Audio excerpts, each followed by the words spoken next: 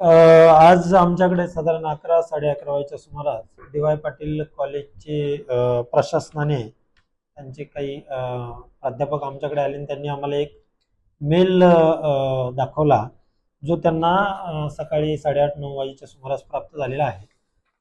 इंग्लिशमध्ये तो मेल आहे आणि त्या मेल outlook.com या ईमेल आय डीवरनं तो आलेला आहे. त्यामध्ये mobile RDX based ID near Pimpri Chinchwad DY. Patil college अशा आशयाचा तो मेल आहे. त्या अनुषंगाने त्यांनी आमच्याशी संपर्क केला. त्याचप्रमाणे आमच्या नियंत्रण कक्षाला देखील त्यांनी माहिती दिली होती.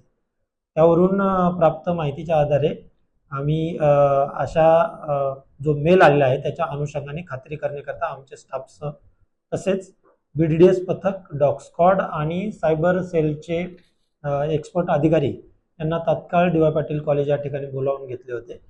त्या ठिकाणी ते विद्यार्थी जे आहेत त्या विद्यार्थ्यांना सुरक्षितपणे बाहेर काढण्यात आले आणि ज्या परिसरामध्ये त्यांनी हे प्लांट आहे असं कळवले होते त्या संपूर्ण बिल्डिंग आणि room to room, classroom to classroom checking करण्यात आलेले आहे. असा कोणताही प्रकार असल्याचे आढळून आलेले नाही. सर्वीकडे शांतता आहे. अद्याप अशी माहिती नाही आहे. outlook.com वरनं अनोनिमस अनोळखी म्हणजे अज्ञात व्यक्तीकडून आलेलं आहे. जे काही आहे ते आता सायबरकडील जे एक्सपर्ट आहेत ते त्याचा तपास करत आहेत. त्यातून माहिती प्राप्त होईल. मी याद्वारे सर्वांना आवाहन करू इच्छितो की असा कुठलाही प्रकार आढळून आलेला नाही. वेळीच पोलिसांनी त्या ठिकाणी पोहोचून सर्व प्रकारच्या तपासण्या केलेल्या आहेत आणि सुरक्षेची काळजी आम्ही घेत आहोत. सध्या तरी ही माहिती अफवा असल्याचं निदर्शनास आलेलं आहे. त्यामुळे अशा कोणत्याही प्रकारची अफवा पसरवू नये हे मी आवाहन करतो. महाराष्ट्रातील ताज्या घडामोडी पाहण्यासाठी आजच आपल्या न्यूज 15 मराठी या चॅनलला यूट्यूबवर सबस्क्राईब करा.